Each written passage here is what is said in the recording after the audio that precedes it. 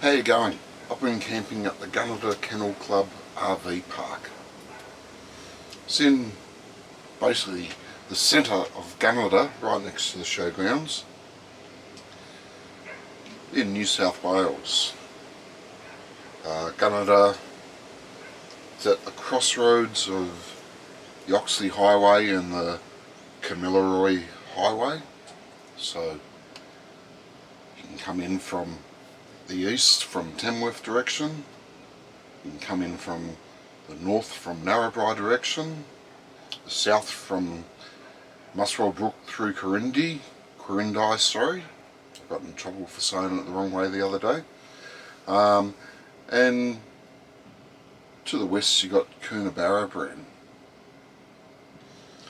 Getting here from Quirindi direction, Tamworth direction, just goes through town till you get to the roundabout with the sign showing the way to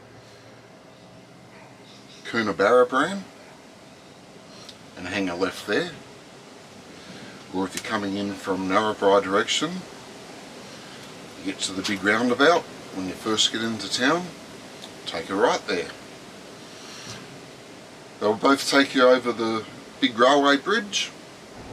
I'm constantly surrounded by just privilege that they don't have to act, they pass on responsibility for this thing to make this moral revolution that you speak of. How much new generations to enact this moral revolution that you're talking about? If we look at the great moral movements of history, what you realise is that you don't need to convince everyone. As soon as you're over that, you got a roundabout, turn left, and there's the Kennel Club RV Park on the right. Coming in from Gunnedah, go straight through the roundabout, and there it is. Easy to get to. Now Google lists the campground as the Gunnedah Showground RV Park, so if you looking for it on Google, that's what you need to search for, but it is actually the Gunnedah Kennel Club RV Park. So there's a bit of a variety, small variety of different kinds of sites. When you first come in through the gate, you got a more formal area. Some have concrete slabs for parking the caravan on if you're the sort of person that likes that, or there's a big grassy area, or further back in the back of the park, sort of more freeform type area. It's all beautiful and grassy, well maintained lawns. It's fantastic to be able to take your shoes off and be able to walk on the nice soft grass after being travelling around the outback for a long time. All the sites are powered, but if you don't want power, you don't have to get power. Plenty of power heads, plenty of water, not a problem. The costs, $30 a night if you take the power, $20 a night if you don't want the power.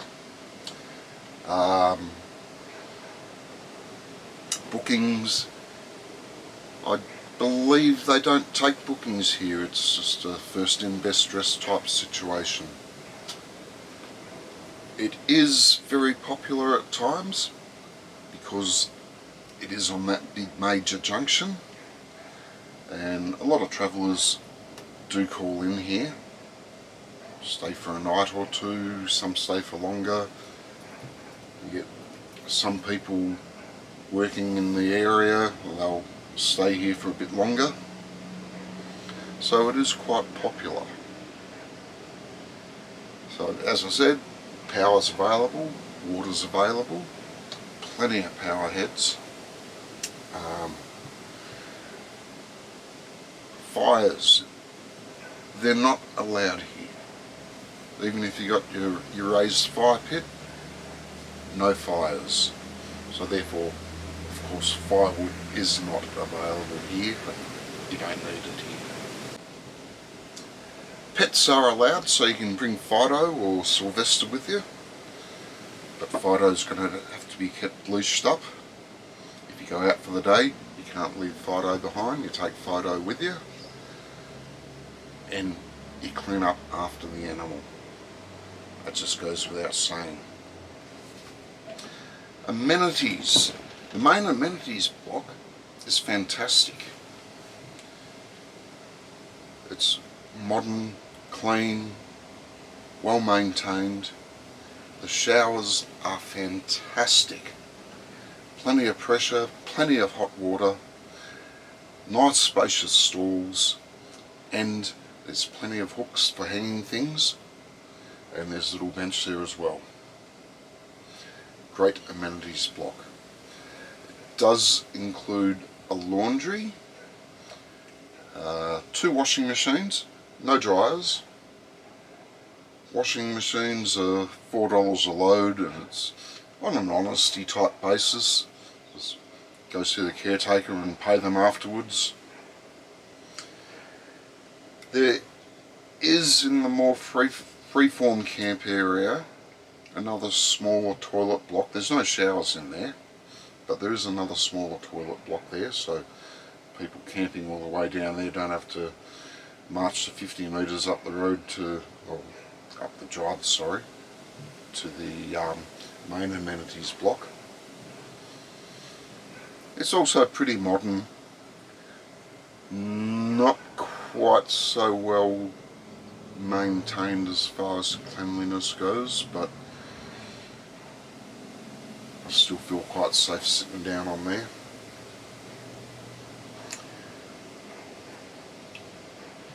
There is a dump point here as well, so if you're the sort of person who likes to crap in their caravan, there is somewhere to empty it out in the morning. One of the things I really like about this place, it's a bit different from most budget campgrounds in that there is rubbish bins, lots of them, spaced out regularly throughout the grounds, so you don't have to walk too far to find a bin. Plenty of them everywhere, and they're clean, they're emptied regularly, washed out, they don't stink, they're great. Most budget campgrounds will only have one bin or a dump master or something, and you gotta, well, if it's raining you gotta trudge through the rain, wet ground, mud. But here, plenty of bins. Big bonus to the place if you ask me. Now Gunnedah itself, on the banks of the Oxley River, it's a pretty major town.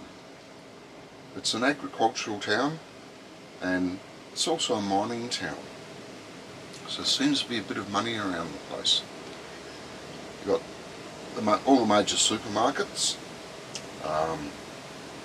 at least 3 pubs operating, RSL club, 2 Chinese restaurants, cafes, plenty of places to eat. There's a pretty good bakery, fantastic butcher shop. It's a pretty good place. Everything you could want, you can get in town. Hardware, everything. So, good place to stop off if you need to do a bit of maintenance and get some bits and pieces. Very handy. There's also a couple of good museums. One I particularly like is the Agricultural Museum on the Oxley Highway on the way out of town towards Gunnedah.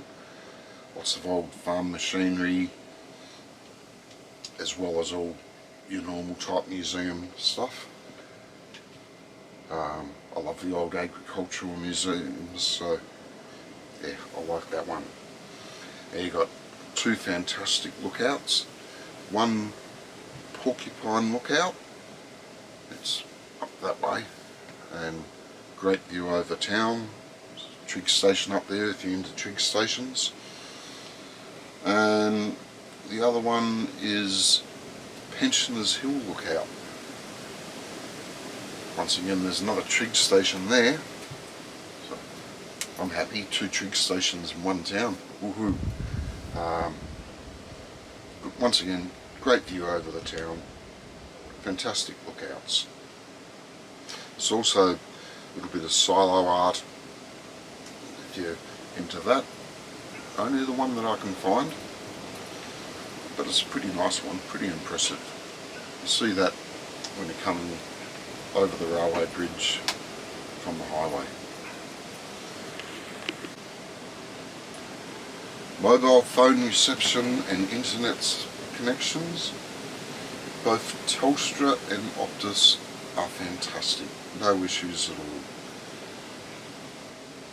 So how long can you stay here? Well, you stay up to 50 days per calendar year. So that's pretty good. A lot of places, it's they'll let you in for a week, then you got to go, can't come back for a month, or they'll let you in for a few days and you got to go. But you can stay here 50 days if you want, which is unbelievable for a budget campground. Would I stay here again? Yeah, I like it here. But I've got to give you a couple of little bits of warning. Strong winds can spring up out of nowhere without warning and very suddenly. Some of the big old trees in the park do drop branches. Had this one drop down next to my van just a couple of nights ago. It's also, as I said, a mining town. You do get coal trains running through. Not constantly, but regularly. Could be any time, day or night. But they haven't disturbed my sleep, even though the railway is just across the road from here. But they are there.